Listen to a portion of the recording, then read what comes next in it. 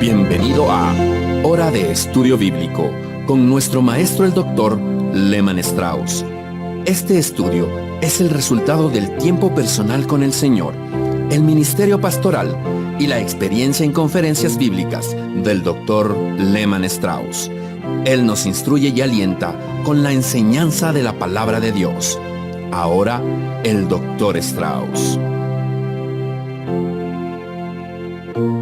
Bueno, estamos agradecidos a Dios por otro día más de vida. Cada día que me levanto le agradezco a Dios y lo alabo, y es algo para mí maravilloso estar vivo y poder servir al Señor. Bienvenidos a nuestro programa. Tener comunión con el pueblo de Dios y poder testificar a otros del amor de Cristo también es un gran privilegio, y uno nunca sabe cuándo puede ser de bendición a otro, tal vez por causa de nuestro testimonio, nuestro vivir. Alguien llegue a conocer a Cristo como Salvador, o algún creyente puede ser animado y fortalecido. Ese es el propósito de esta transmisión radial. Queremos ser de edificación a usted, estimado hermano, y queremos llevar el Evangelio de salvación a aquellas personas que todavía no conocen a Cristo. No buscamos sacar ningún provecho personal de nadie, damos lo mejor de nosotros y es un gozo y un privilegio. Bueno, estamos allí en Génesis capítulo 25, vamos a continuar donde dejamos en nuestro último programa, es en el versículo 21, pero antes de hacerlo vamos a orar a Dios como siempre en nuestro programa. Amado Padre, llegamos ante tu presencia con acción de gracias y alabanza en nuestros corazones. Gracias por tu santa palabra, por lo que ha hecho en nosotros, por nosotros y a través de nosotros. Te agradecemos porque tu palabra fue el medio para nuestra salvación, ya que la fe viene por el oír y el oír la palabra de Dios. Te alabamos y agradecemos por el privilegio, Señor, que tenemos ahora, privilegio de transmitir tu palabra a miles y miles de oyentes por todo el mundo. Te pedimos por cada persona que esté escuchando, para que reciban exactamente lo que necesitan. Señor, tú sabes cuáles son nuestras necesidades. Nosotros pensamos que sabemos, pero la mayoría de las veces nuestras necesidades son egoístas. Pero tú sí conoces nuestras necesidades, tienes buenos propósitos, así que te pedimos que suplas nuestras necesidades por medio de tu palabra. Te lo agradecemos en el nombre de Cristo Jesús. Amén. Bueno, mis amigos, tomen su Biblia y ábrala por favor allí en Génesis 25. Yo espero que haya leído este capítulo antes de nuestro programa. Siempre vamos capítulo a capítulo y repasando su lectura en casa. Vamos a avanzar en esta oportunidad desde Génesis 25, versículo 21. Vemos que Isaac, la simiente prometida, el hijo de Abraham, está ahora casado con una mujer llamada Rebeca. Abraham ya murió. Dios le hizo una promesa incondicional con Abraham, que él tendría una descendencia por medio de Isaac. Y esa simiente prometida tendría posteridad hasta que el Señor Jesucristo, el Mesías, viniera a terminar todas las promesas hechas a Abraham. Pero había allí un problema. Rebeca era estéril y la Escritura nos dice claramente que no podía tener hijos. Así que Isaac, decíamos incluso en el programa anterior, hizo lo correcto, hizo lo que tenía que hacer. Acudió al Señor en oración y leemos allí en el versículo 21, oró Isaac a Jehová por su mujer que era estéril. La verdad que no sé qué habrá dicho específicamente en la oración, pero debe haber sido una oración más o menos así: Señor, Rebeca es estéril, no tiene fertilidad, no puede concebir hijos. Señor, tú le has hecho una promesa a mi padre Abraham, así que es por eso que elevo a Rebeca en oración. Y luego leemos que el Señor escuchó esa oración, lo aceptó Jehová, y entonces concibió Rebeca su mujer. Tenemos aquí una respuesta de oración directa. Bueno, mis amigos, creo que así debemos hacer con todos nuestros problemas, inclusive en la relación matrimonial. Así vemos que, hasta cierto punto, la vida sexual de Isaac y Rebeca pasó a ser un motivo de oración. Y creo que los maridos y sus mujeres deben hacer así.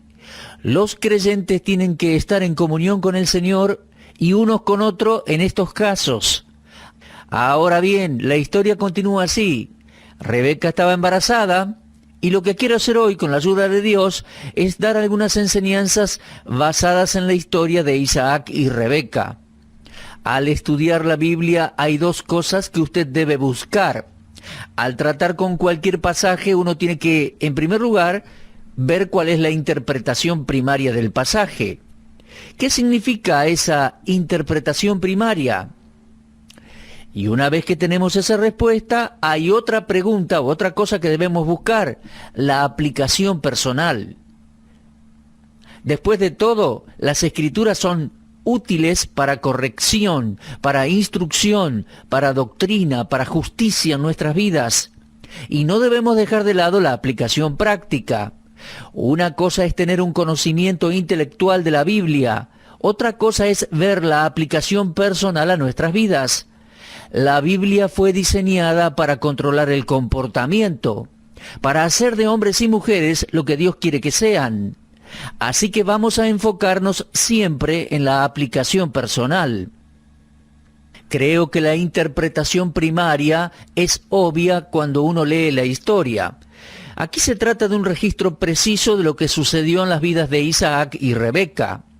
Ahora, uno de los principios de la interpretación bíblica que mencioné en alguna ocasión es la tipología. En el Antiguo Testamento tenemos tipos o figuras que encuentran su cumplimiento en el Nuevo Testamento. La tipología es un nexo que junta las enseñanzas de los dos testamentos. Alguien dijo en una ocasión en cuanto a los dos testamentos que el Nuevo está escondido en el Antiguo y el Antiguo Testamento se revela en el Nuevo. Así que escondido aquí en Génesis capítulo 25 tenemos un tipo. Isaac es un tipo de Cristo y Rebeca es un tipo de la iglesia. Tenga eso en mente. Ahora, esa es la aplicación tipológica, práctica. El nexo que junta estas dos verdades del Antiguo y el Nuevo Testamento es la tipología. Recuerde que al estudiar un pasaje de la Escritura y verlo a la luz de una tipología, no podemos hacer que todo detalle sea acorde al tipo. La tipología no es completa en todas las instancias, pero en este caso, la mayoría de los maestros bíblicos tradicionales coinciden en que Isaac y Rebeca, la historia de Isaac y Rebeca es muy rica en tipología, así que vamos a examinarla un poquito a la luz de eso. Tenemos a Isaac como tipo de Cristo y a Rebeca como tipo de la iglesia. Ahora, usted habrá notado que en este contexto aquí, versículos 21 y 22, la esterilidad no estaba en Isaac. Eso es obvio, la esterilidad era de Rebeca. El problema para tener hijos o para fructificar no era Isaac, el problema lo tenía Rebeca. Ahora, mis amigos, de la misma manera, muchos creyentes están sumidos en la esterilidad espiritual, en la falta de fruto. Creo que si separáramos a los creyentes en la actualidad, la mayoría quedaría en el grupo que no lleva fruto para el Señor. Creo que la mayoría de los que dicen ser creyentes son espiritualmente estériles. Tienen vida, pero no dan fruto. Incluso casi no hay evidencia de esa vida. Me estoy refiriendo a creyentes que son carnales, mundanales. Van a la iglesia el domingo tal vez, cantan las canciones, ofrendan, asisten a la cena del Señor, pero viven sus vidas de manera egoísta. No vemos fruto para Dios. Hay muy poco en sus vidas que honra y glorifica a Dios. Y la esterilidad aquí no era de Isaac. Y recuerde que Isaac es un tipo de Cristo. Rebeca es un tipo de la iglesia. Si tuviéramos que buscar el motivo de nuestra esterilidad espiritual estoy seguro que encontraríamos que la fuente del problema no está en Cristo. Isaac no era responsable de la esterilidad de Rebeca. El problema estaba en ella. Y el Señor Jesucristo es todo lo que la Biblia dice que es. Él es perfecto, sin mancha, sin pecado, el Hijo de Dios. Eso no se pone en duda en ningún momento. Nuestro fracaso como creyentes en llevar fruto no está en la persona de Cristo. No podemos decir que es su causa o culpa, sino que la responsabilidad la debemos asumir nosotros. Mis amigos, creo que Rebeca ni siquiera en su relación con Isaac podía llevar fruto por sí misma. ¿Se da cuenta? Algo tenía que suceder en la vida de Rebeca, un milagro. Isaac sabía algo al respecto. Muy seguro que Abraham le contó a Isaac que su mamá había sido estéril por muchísimos años y que Dios, de una manera sobrenatural y milagrosa, trajo vida al vientre de Sara y ella concibió y dio a luz a Isaac. La madre de Isaac era ya una mujer vieja cuando dio a luz a Isaac. Así que la concepción en el vientre de Sara había sido un milagro de Dios. Ahora, Isaac sabía algo de todo eso. Estoy seguro que Abraham se tomó el tiempo de contarle todo eso a su hijo y que Sara también le contó esa historia muchas veces. Así que se necesitó un milagro de Dios en el vientre de Sara. Y de la misma manera, se necesitaba un milagro en el vientre de Rebeca. El Señor Jesucristo dijo en Juan capítulo 3, lo que es nacido de la carne, carne es. Ahora, aquí tenemos un problema, e Isaac sabía cuál era ese problema. Él iba a intentar resolver ese problema. Iba a intentar resolverlo. ¿Y qué hizo? Bueno, el versículo 21 dice, oró Isaac a Jehová por su mujer. ¿Y por qué? Bueno, específicamente porque Rebeca era estéril. En otras palabras, él iba a interceder ante Dios por Rebeca. Él no estaba culpando o molestando a Rebeca, no estaba discutiendo con ella ni nada por el estilo. Él no le dijo, mujer, ¿por qué no puedes tener hijos? ¿Cuál es el problema? ¿Por qué no puedes darme un hijo? No, él mantuvo el buen ánimo, mantuvo una actitud espiritual para con su esposa y acudió a Dios en oración. Después de todo, mis amigos, tampoco era culpa de Rebeca. ¿Se da cuenta? Rebeca había heredado algo en su vientre, no se olvide de eso. Ella no era responsable por su vientre estéril. Había allí muerte porque no había fertilidad, no había vida. No había manera en que el esperma de Isaac pudiera traer una concepción en el vientre de Rebeca. No era culpa de Isaac, tampoco lo era de Rebeca. Ahora usted verá la explicación aquí. No hay nada en la naturaleza humana que pueda llevar fruto. Nosotros hemos heredado esa infertilidad, la imposibilidad de llevar fruto al nacer en este mundo. Y llegamos a este mundo con la naturaleza de Adán, la naturaleza pecaminosa. Y es imposible para el inconverso llevar fruto espiritual para Dios. Ahora bien, uno puede preguntar, ¿y qué hay del creyente que no lleva fruto? Bueno, en el Evangelio de Juan, en el capítulo 15, el Señor Jesucristo habló en cuanto a ese tema de llevar fruto. Él dijo así, yo soy la vid verdadera y mi Padre es el labrador. Todo pámpano que en mí no lleva fruto, lo quitará. Y todo aquel que lleva fruto, lo limpiará para que lleve más fruto. Ya vosotros estáis limpios por la palabra que os he hablado. Permaneced en mí y yo en vosotros. Como el pámpano no puede llevar fruto por sí mismo, si no permanece en la vid, así tampoco vosotros, si no permanecéis en mí. Yo soy la vid verdadera, vosotros los pámpanos. El que permanece en mí y yo en él, éste lleva mucho fruto, porque separados de mí, nada podéis hacer. Ahora, mis amigos, ¿qué estaba diciendo con todo esto? El Señor estaba diciendo que uno mismo, por sí mismo, no puede llevar fruto. Es imposible. Entonces Isaac va a hacer lo que el Señor Jesucristo hizo. Recuerde que Isaac es un tipo de Cristo.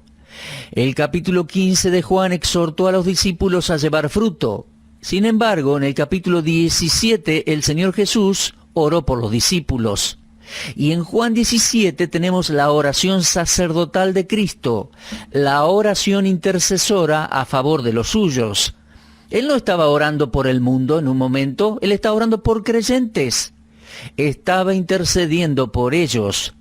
¿Puede ver el tipo, la figura de Cristo en Isaac aquí? Él intercede ante el Padre por Rebeca, porque no hay fruto en su vientre. Y en Hebreos 7:25 tenemos una referencia a la oración intercesora de Cristo. Allí leemos, viviendo siempre para interceder por ellos. Así que aquí vemos un hermoso tipo. Por favor, ahora fíjese en el versículo 22. Leemos así, los hijos, una vez embarazada Rebeca, ¿no? Los hijos luchaban dentro de ella, dentro de su vientre. ¿Hijos? Sí, mi amigo, ella iba a tener mellizos. El Señor respondió verdaderamente esa oración de una manera maravillosa. Isaac le dijo, Señor, por favor, necesitamos un hijo. Tú le hiciste una promesa a mi padre Abraham y dijiste que la promesa se cumpliría. Ahora, Señor, yo me casé con la mujer que tú querías que me casara y ella no puede tener hijos. Señor, por favor, haz algo al respecto. Pongo ante ti esta carga. Bueno, el Señor respondió esa oración de una manera maravillosa.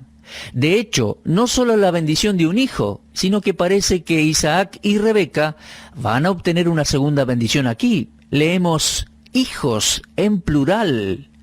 Los hijos luchaban dentro de ella y dijo, si es así, ¿para qué vivo yo? Mis amigos, ni bien Rebeca quedó embarazada, esto llegó a ser una evidencia de que ella ya no era más estéril. La esterilidad había terminado. Ella ahora esperaba a sus bebés, lo cual era evidencia de vida. Ella va a dar lo que la Biblia llama el fruto del vientre. ¿Recuerda ese pasaje en que el ángel Gabriel le dijo a María, bendito el fruto de tu vientre, cuando ella iba a concebir al Señor? Bueno, ahora Rebeca acá en Génesis 25 descubre algo interesante. Los hijos luchaban dentro de ella. Y esto es otra tipología. Esto representa las dos naturalezas del creyente.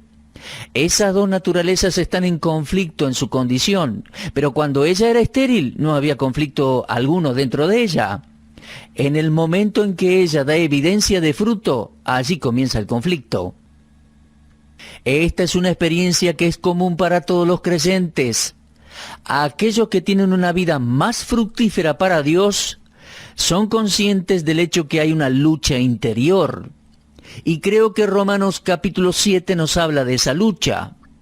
Por favor, vayamos por un momento a Romanos capítulo 7. Creo que Pablo allí estaba hablando de la lucha entre la carne y el espíritu. Y creo también que eso es lo que esto representa, ya que estos dos niños, Jacob y Esaú, representan, creo, la carne y el espíritu. Así que había una lucha. Ahora, yo soy consciente del hecho de que los niños no eran conscientes de eso, aún no habían nacido. Tenían vida, pero no eran responsables por sus hechos aún. Sin embargo, el conflicto ya estaba allí. Pablo escribió en la epístola a los Romanos, capítulo 7, versículo 5, de esta manera: porque mientras estábamos en la carne, las pasiones pecaminosas que eran por la ley obraban en nuestros miembros, llevando fruto para muerte. Pero ahora estamos libres de la ley, por haber muerto para aquella en que estábamos sujetos, de modo que sirvamos bajo el régimen nuevo del Espíritu y no bajo el régimen viejo de la letra. ¿Qué diremos, pues? ¿La ley es pecado? En ninguna manera, pero yo no conocí el pecado sino por la ley, porque tampoco conociera la justicia si la ley no dijera, no codiciarás. Mas el pecado, tomando ocasión por el mandamiento, produjo en mí toda codicia, porque sin la ley el pecado está muerto. Y en el versículo 11 leemos, porque el pecado, tomando ocasión por el mandamiento, me engañó y por él me mató. En Romanos 7 nos enteramos de un conflicto que había dentro de Pablo. Y él dice en el versículo 21, así que queriendo yo hacer el bien, hallo esta ley, que el mal está en mí. Él era un creyente, un hijo de Dios. Él quería llevar fruto para Dios, pero encontraba que había una lucha dentro suyo. En el versículo 22 dice, porque según el hombre interior me deleito en la ley de Dios, pero veo otra ley en mis miembros. ¿Lo puede ver? Tal como Jacob y Esaú luchaban en el vientre de Rebeca. Y Pablo continúa, pero veo otra ley en mis miembros, que se rebela contra la ley de mi mente y que me lleva cautivo a la ley del pecado que está en mis miembros. Bueno, allí está esa lucha presente en el creyente. Y ahora regresemos a Génesis 25. Fíjese de nuevo allí en el versículo 22. Los hijos luchaban dentro de ella. Esta lucha dentro de Rebeca es una figura, un tipo de la lucha que sucede en el creyente. Después que éste comienza a dar fruto para Dios, allí está la lucha. Ahora, creo que la experiencia de Rebeca fue diseñada para enseñarnos esta verdad espiritual. Ahora, la tipología no es mi fuerte, así que no me va a escuchar refiriéndome a tipos de Cristo con frecuencia, pero creo que lo que tenemos aquí en Génesis 25 es un lindo ejemplo de tipología. Mis amigos, la lucha entre estos dos niños en el vientre de su mamá está diseñada para mostrarnos la lucha que sucede dentro del creyente después que éste recibe la vida, después que nace de nuevo y desea llevar fruto para Dios. Entonces, la naturaleza adámica y la nueva naturaleza allí comienzan a luchar. Dice que los hijos luchaban dentro de ella y Rebeca dijo, si es así, ¿para qué vivo yo? Y fue a consultar a Jehová. Qué bueno es esto, ¿eh? Ella hizo lo correcto. Al estar enfrentada a este problema, a esa lucha dentro de sí, algo que no podía comprender, ella fue e hizo lo correcto. Fue a consultar a Jehová. Mis oyentes, eso es lo que dice Santiago 1:5. Él nos dice que hagamos eso. Si alguno de vosotros tiene falta de sabiduría, dice Santiago 1:5, pídala a Dios, el cual da a todos abundantemente y sin reproche, y le será dada. Este es un gran consejo. Lleve su carga ante Dios y déjela allí. Mi amigo, si usted es un hijo de Dios, usted y yo tenemos un conflicto. Tenemos una batalla cada día de nuestras vidas. Ese conflicto está presente. No es contra el mundo, no es con el diablo. No le eche la culpa al diablo por todo, ¿eh? A veces venimos y decimos, el diablo me hizo hacer esto o aquello. Pero en realidad hay un conflicto en el campo de batalla de nuestra personalidad. Ahí es a donde está el conflicto. Y podemos tener victoria. Pero el primer paso para la victoria es llevar el asunto a Dios en oración. Rebeca acudió al Señor en oración y dice versículo 22, si es así, ella dijo, ¿para qué vivo yo? Ella realmente no comprendía el conflicto. Y hoy muchos creyentes no comprenden que la batalla continúa. En las iglesias y conferencias aconsejo personas.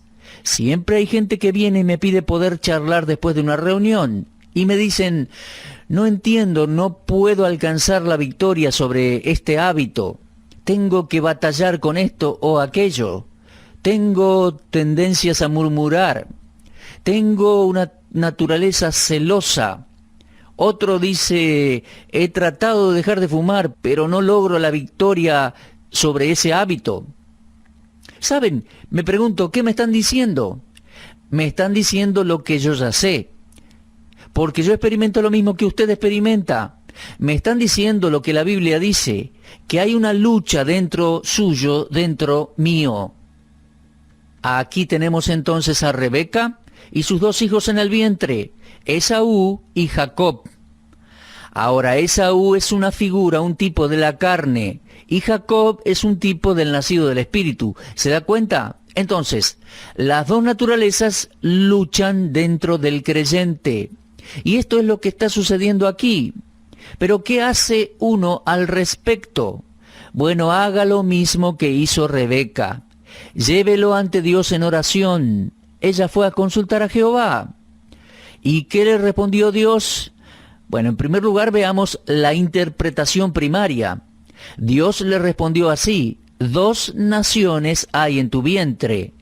¿Qué le quiso decir con eso? Bueno, simplemente que esos 2 niños iban a representar 2 naciones distintas.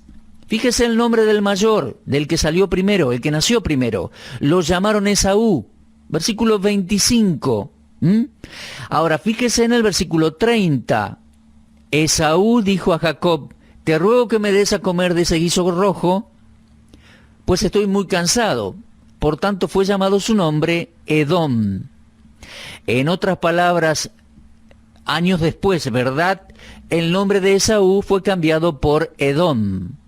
Ahora, ya sabemos que el nombre de Jacob fue cambiado más adelante por Israel.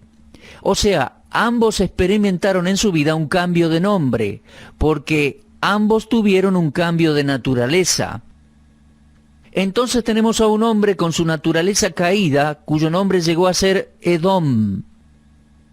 Y otro hombre, Jacob, cuyo nombre llegó a ser Israel, y Dios le puso Israel.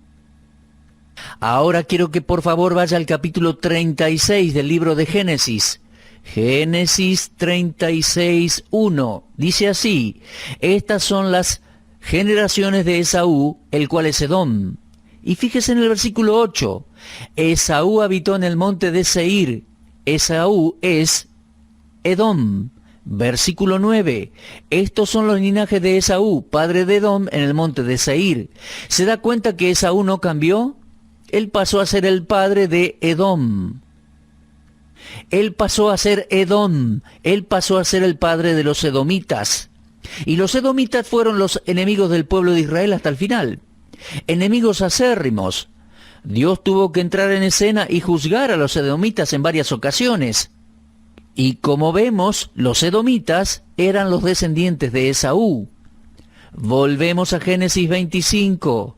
Dios le dijo: 2 naciones hay en tu vientre, 2 pueblos serán divididos desde tus entrañas. Así que tenemos en estos 2 hijos la interpretación primaria. Ellos representan a los edomitas y a los israelitas, ya que más adelante el nombre de Jacob, como les dije recién, sería cambiado por el nombre Israel.